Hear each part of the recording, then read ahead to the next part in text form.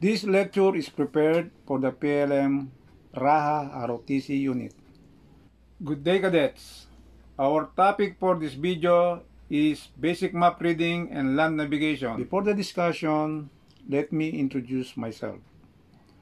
I am First Lieutenant Jose Carriaga, Reserve Philippine Army. I am a member of the 105th Task Group, 1st Task Brigade, Reserve, NCR, under the AFP Reserve Command, a BS Mechanical Engineering graduate, and work at the Department of Engineering and Public Works, City of Manila. Maps and their substitute are of particular value to the military establishment.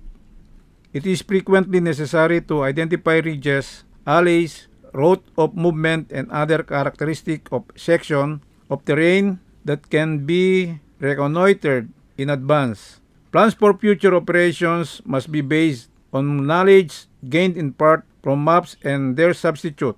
Therefore, as future member of the AFP, you must know how to use and read map. It is mandatory for you to know the meaning and importance of a map. The primary objective of this lesson is to enable you to read map and apply the theories, principles, and techniques that are considered essential in the total development of small unit leaders. One important fact to consider is that the finest map made in the world is practically useless unless the user knows how to read and use it. Topographic products such as maps provide the tools that the combat leader needs to visualize the battlefield and make sound decisions. The ability to visualize the terrain is vital to success of military operations. It is essential that you as a combat leader understand and fully utilize topographic products available to expand your vision and see all you can see of the terrain. Let us first define the map. A map is a graphic representation of a portion of the Earth's surface drawn to scale. It is also a documentation of events and phenomena that affects the land surface.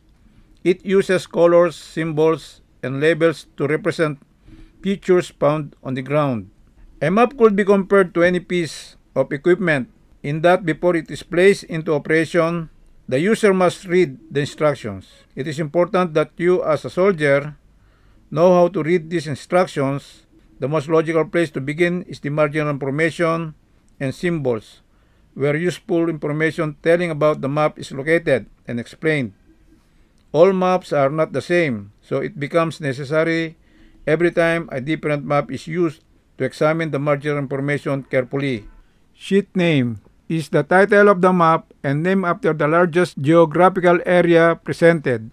The sheet name is found in bold print at the center of the top and in the lower left area of the map margin. Sheet number, used as a reference number for the map sheet. The sheet number is found in a bold print in both the upper right and lower left areas of the margins, and in the center box of the adjoining sheets diagram, which is found in the lower right margin. Series name. The name given to the series is generally that of a major political subdivision, usually includes a group of similar maps to cover a particular geographic area.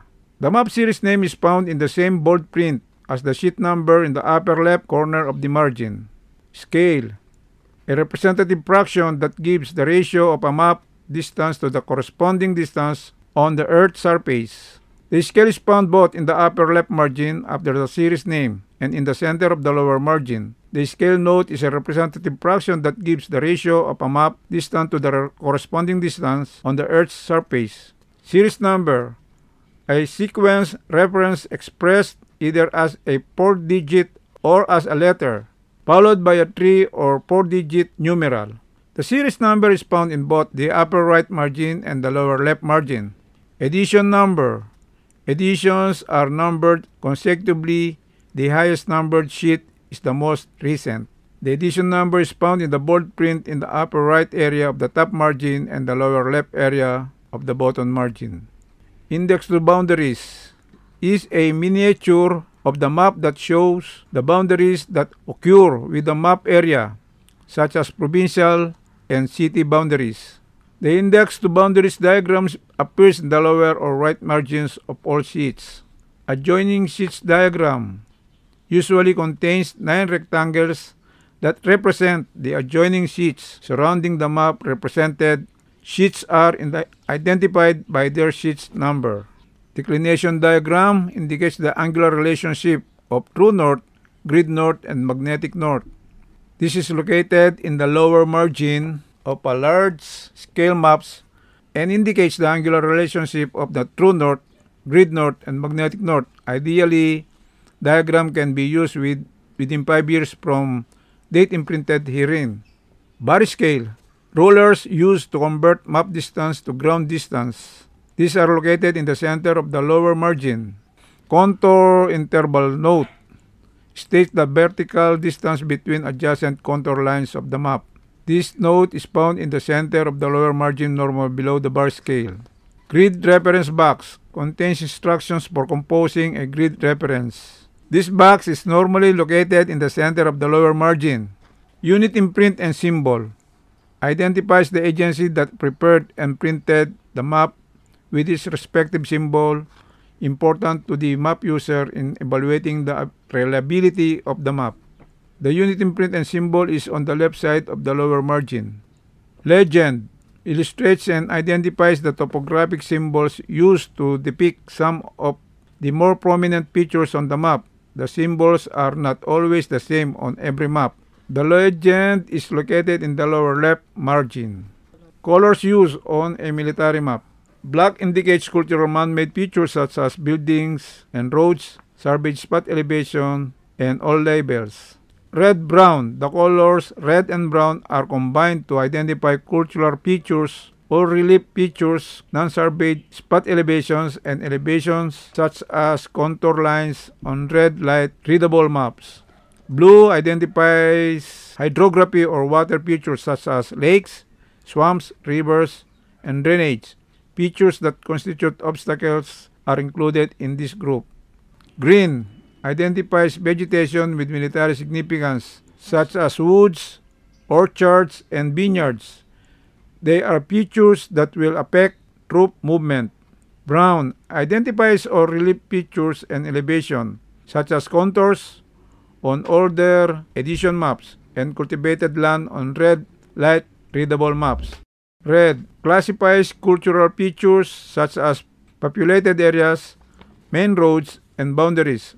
Purple indicates new information superimposed on an existing map. Sometimes maps with this color are referred to as magenta map. Other. Occasionally, other colors may be used to show special information indicated in the marginal information as a rule. Military symbols. In addition to the topographic symbols used to represent the natural and man-made features of the earth, military personnel require some method for showing identity, size, location, or movement of soldiers and military activities and installations.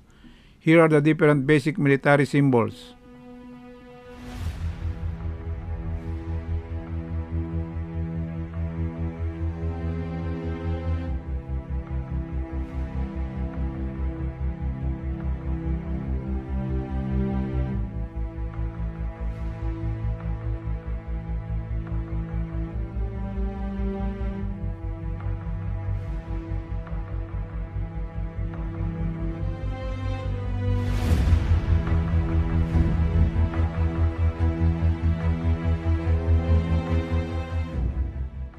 Orientation of map. A map is oriented when in a horizontal position and each north and all map lines are parallel to their corresponding lines on the ground. There are different methods for map orientation. Orientation by using compass. Compasses are the primary navigation tools to use when moving in an outdoor world where there is no other way to find directions. There are different types of compasses. The lensatic compass is the most common and simplest instrument for measuring direction. It is also used for land navigation. The lensatic compass is composed of three major parts: the cover, which protects the floating dial, the base contains the movable parts of the body, and the lens that is used to read the dial. The process by using the compass. Place the map on a flat surface and draw the magnetic north line using the pivot protractor on the map. Place the open compass over the magnetic north line in such towards the top of the map and is directly over the magnetic line that has been drawn. Turn the map counterclockwise, taking care not to move the compass from its position over the magnetic north line until the needle align under the index line of the compass. Another method, by means of inspection, using the roads, streets, and other identifying features both on the map and in the ground. Look around you for some recognizable features such as road. Move the map until the road on each parallel to the road on the ground. This not only orient the map but also it orients you. Next, by means of analog watch, get a piece of small stick. Place the shadow of the stick in line hour hand of the watch. From the distance of the hour and the minute hand, divide it into two, the center of it, and get the direction. By means of twig shadow, get a piece of twig, plant it down to make an angle that will produce a shadow, and mark the first shadow aligned to it. After an hour, the shadow will move, then make the line on the next shadow. It will tell the east and west direction and also the north and south direction. The other method is by reference landmark. The landmark may also tell the position on the map. It always tells the position of the map if the two known features is present on the map. The last by reference during night operations. Locate the North Star, the Southern Cross, the moon, and look at the direction of the trees. Military maps are categorized by scale and types. Map categories by type. Planimetric map. This is a map that presents only the horizontal positions for the features represented. It is distinguished from the topographic map by the mission of relief, normally represented by contour lines. Sometimes it is called a line map. Topographical map. This is a map that portrays terrain features in a measurable way, as well as the horizontal positions of the features represented. The vertical positions or relief are normally represented by contour lines on military topographic maps.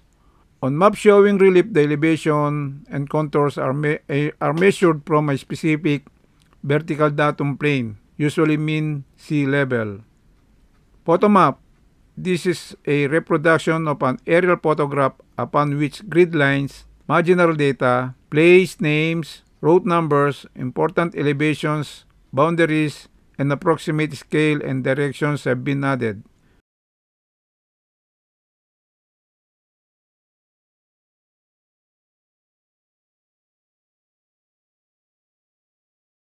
Terrain model. This is a scale model of the terrain showing features, and in large-scale models showing industrial and cultural shapes. It provides a means for visualizing the terrain, for planning or indoctrination purposes, and for briefing on assault landings. Military city map. This is a topographic map, usually at 1:12,550 scale, sometimes up to 1:5,000, showing the details of a city. It delineates streets and shows street names, important buildings, and other elements of the urban landscape important to navigation and military operations in urban terrain.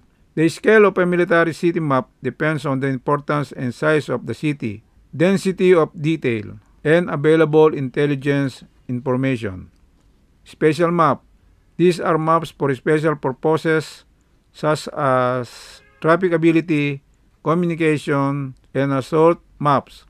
They are usually in the form of an overprint in the scales smaller than 1:100,000 but larger than 1:1,000,000. A special purpose map is one that has been designed or modified to give information not covered on a standard map.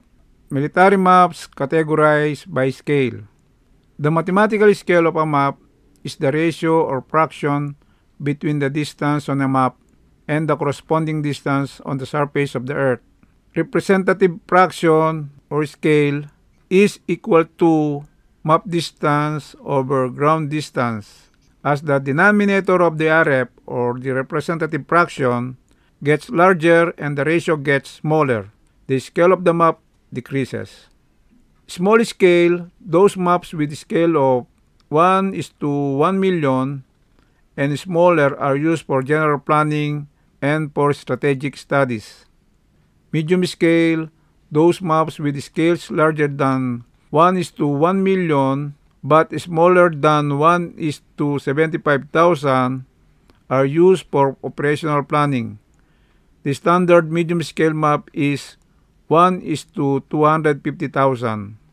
Large scale, those maps with scales of 1:75,000 and larger are used for tactical, administrative, and logistical planning. Ground scale can be determined from a map by the scale. Scale is the relation between distance on the map and actual distance on the ground. It is expressed on one or more of the following ways: work and figures. Scale may be expressed by a simple statement like 3 inches equals 1 mile, meaning 3 inches on the map equals 1 mile on the ground. Similarly, 1 inch equals 200 feet, meaning 1 inch on the map equals 200 on the ground. Representative fraction, RF. The representative fraction formula is RF equals map distance over ground distance, in which the numerator and denominator are expressed in the same unit as inches, feet, yards, meters, or miles. The RF appearing in the margin as 1:20,000 such unit on the ground. The larger the denominator of the RF, the smaller the scale of the map. Thus, a 1:100,000 map is a small scale map, and 1:20,000 is larger scale map. Example, the map scale is 1:50,000. The representative fraction, or RF, equals 1/50,000.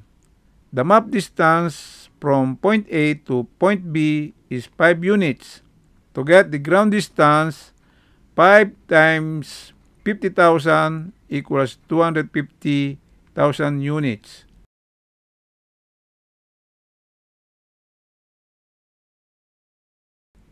Graphic scale.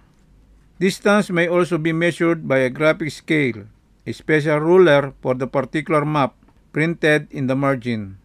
Conversion factor. Distance may be expressed in either the English or the metric system, and it may be necessary to convert measurement of the system with those of another.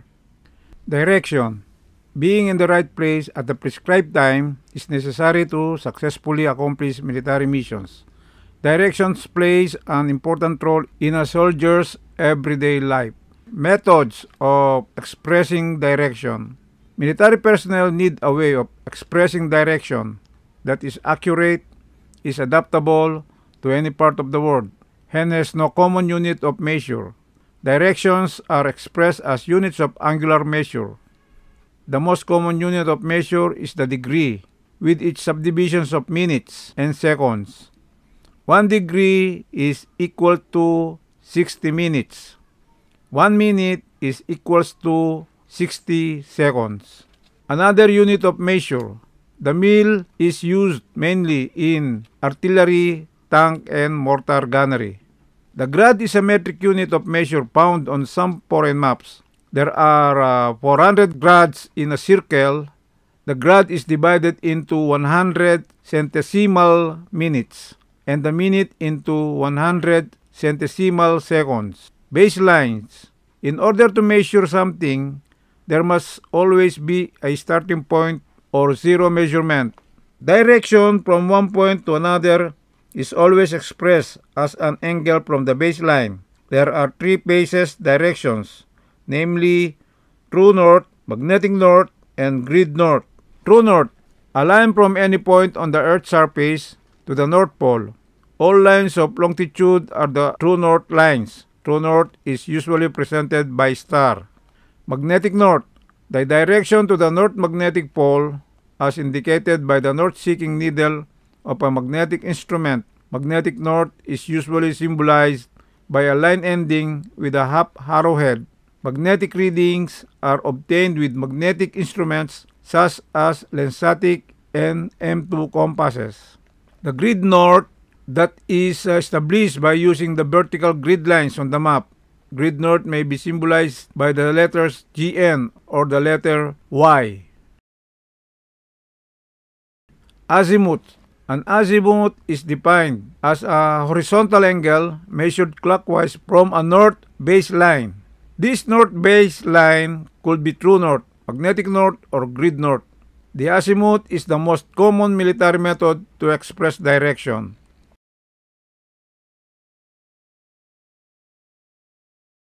Back azimuth. A back azimuth is the opposite direction of an azimuth. It is comparable to doing an about face.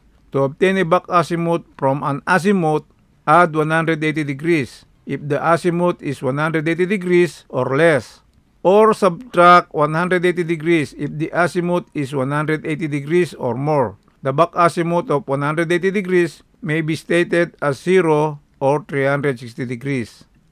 The magnetic azimuth is determined by using magnetic instruments such as Lensatic and M2 compasses. Grid azimuths. When an azimuth is plotted on a map between point A and point B, the points are joined together by a straight line. A protractor is used to measure the angle between grid north and the drawn line, and this measured azimuth is the grid azimuth. Declination diagram is the angular difference between any two norths. If you have a map and a compass, the one of most interest to you will be between magnetic and grid north. Location.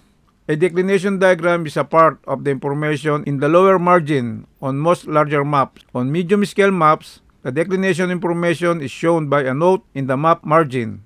The grid magnetic angle or the GM angle value is the angular size that exists between grid north and magnetic north. It is an arc indicated by a dashed line that connects the grid north and magnetic north prongs.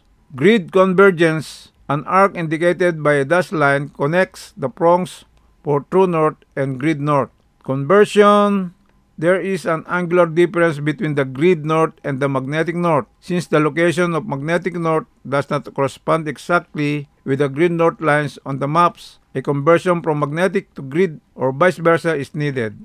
The inclusion of the true north prong in relationship to the conversion is of little importance. Applications. Remember, there are no negative azimuths on the azimuth circle. Since 0 is the same as 360 degrees, then 2 degrees is the same as 362 degrees. This is because 2 degrees and 362 degrees are located at the same point on the azimuth circle. The grid azimuth can now be converted into a magnetic azimuth because the grid azimuth is now larger than the grid magnetic angle. When working with a map having an east grid magnetic angle, let's start to plot a magnetic azimuth on a map. First, change it to a grid azimuth. To use a magnetic azimuth in the field with a compass, first change the grid azimuth plotted on a map to a magnetic azimuth. Convert grid azimuth to a magnetic azimuth when the GM angle is greater than a grid azimuth. To plot a magnetic azimuth on a map, first convert it to grid azimuth. To use a magnetic azimuth in the field with a compass, change the grid azimuth plotted on a map to a magnetic azimuth. Convert a magnetic azimuth when the grid magnetic angle is greater than the magnetic azimuth. Intersection. Intersection is the location of an unknown point by successively occupying at least two known positions on the ground and then map sighting on the unknown location. When using the map and compass method, orient the map using the compass. Locate and mark your position on the map. Determine the magnetic azimuth to the unknown position using the compass. Convert the magnetic azimuth to grid azimuth. Draw a line on the map from your position on this grid azimuth. Move to a second known point and repeat. The location of the unknown position is where the lines cross on the map. Determine the grid coordinates to the desired accuracy. The straight edge method is used when a compass is not available. When using it, orient the map on a flat surface by the terrain association method. Locate and mark your position on the map. Lay a straight edge on the map with one end at the user's position as a pivot point. Rotate the straight edge until the known point is sighted along the edge. Draw a line along the straight edge. Repeat steps at position and check for accuracy. The intersection of the lines on the map is the location of the unknown point. Determine the grid coordinates to the desired accuracy. Resection. Resection is the method of locating one's position on a map by determining the grid azimuth to at least two well-defined locations that can be pinpointed on the map. For greater accuracy, the desired method of resection will be to use 3 or more well-defined locations. When using the map and compass method, orient the map using the compass. Identify 2 or 3 known distant locations on the ground and mark them on the map. Measure the magnetic azimuth to one of the known positions from your location using a compass. Convert the magnetic azimuth to a grid azimuth. Convert the grid azimuth to a back azimuth using a protractor. Draw a line for the back azimuth on the map from the known position back toward your unknown position. Repeat for a second position and a third position if desired. The intersection of the lines is your location. Determine the grid coordinates to the desired accuracy. When using the straight edge method, orient the map on a flat surface by the terrain association method. Locate at least 2 known distant locations or prominent features on the ground and mark them on the map. Lay a straight edge on the map using a known position as a pivot point. Rotate the straight edge until the known position on the map is aligned with the known position on the ground. Draw a line along the straight edge away from the known position on the ground toward your position. Repeat using a second known position. The intersection of the lines on the map is your location.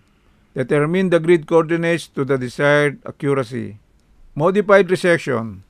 Modified resection is the method of locating one's position on the map when the person is located on a linear feature on the ground, such as road, canal, or stream. Orient the map using compass or by terrain association. Find a distant point that can be identified on the ground and on the map. Determine the magnetic azimuth from your location to the distant known point. Convert the magnetic azimuth to a grid azimuth. Convert the grid azimuth to a back azimuth using a protractor. Draw a line for the back azimuth on the map from the known position back toward your unknown position. The location of the users is where the line crosses the linear feature. Determine the grid coordinates to the desired accuracy. Polar coordinates, a method of locating or plotting an unknown position from a known point by giving a direction and a distance along the direction line, is called polar coordinates. The following elements must be present when using polar coordinates. Present known location on the map, azimuth, and distance. Grids is to determine and report position on the ground in terms of their locations on a map. Reference system. In a city, it is quite simple to find a location. The streets are named and the buildings have numbers. The only thing needed is the address. However, finding locations in undeveloped areas or in unfamiliar parts of the country can be a problem. To cope with this problem, a uniform and precise system of referencing has been developed. Geographic coordinates, one of the oldest systematic methods of location, is based upon the geographic coordinate system by drawing a set of east-west rings around the globe and a set of north-south rings crossing the equator at right angles and converging at the poles. A network of reference lines is formed from which any point on the Earth's surface can be located. Military grids, an examination of the transverse Mercator projection, which is used for a large-scale military maps, shows the most lines of latitude and longitude are curved lines. Grid squares, the north-south and east-west grid lines intersect at 90 degrees, forming grid squares. Normally, the size of One of these grid squares on large-scale maps is 1,000 meters by 1,000 meters. Grid coordinates scales. The primary tool for plotting grid coordinates is the grid coordinate scale. The grid coordinate scale divides the grid square more accurately than can be done by estimation, and the results are more consistent. When used correctly, it presents less chance for making errors. GTA or Graphic Training Aid contains 4 types of coordinate scales. Locating a point using grid coordinates based on the military principle for reading maps, locations on the map can be determined by grid coordinates. By the way, the cardinal rule in getting grid coordinates is the read, write, and up. Special care should be exercised when recording and reporting coordinates. Transposing numbers or making errors could be detrimental to military operation.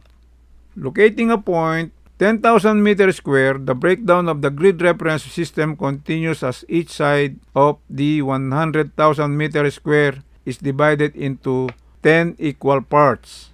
1,000 meters square. To obtain 1,000 meters squares, each side of the 10,000 meters square is divided into 10 equal parts. This division appears on large-scale maps as the actual grid lines. They are 1,000 meters apart. 100-meter identification. To locate to the nearest 100 meters, the grid coordinate scale can be used to divide the 1,000-meter grid squares into 10 equal parts. 10-meter identification.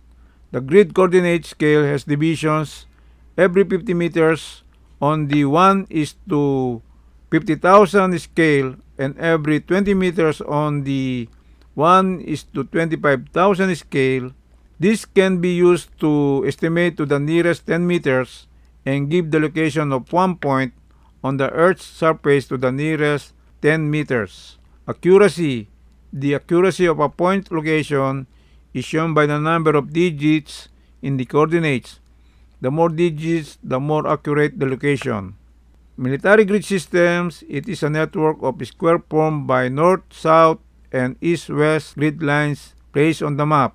The 4 digits to the nearest 1,000 meters, 6 digits to the nearest 100 meters, the 8 digits to the nearest 10 meters, and the 10 digits to the nearest 1 meters. That's for the basic map reading and land navigation.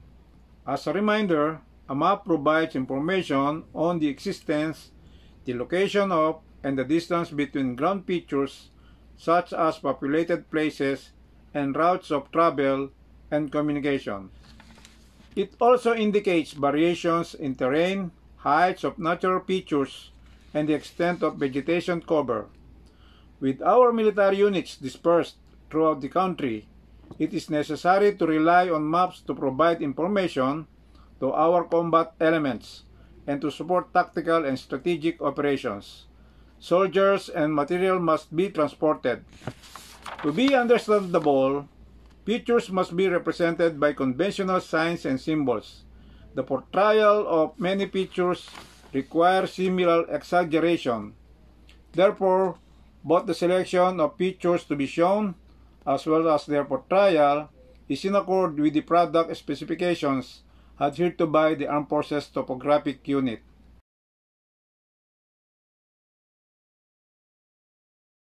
Thank you and good day. Keep safe.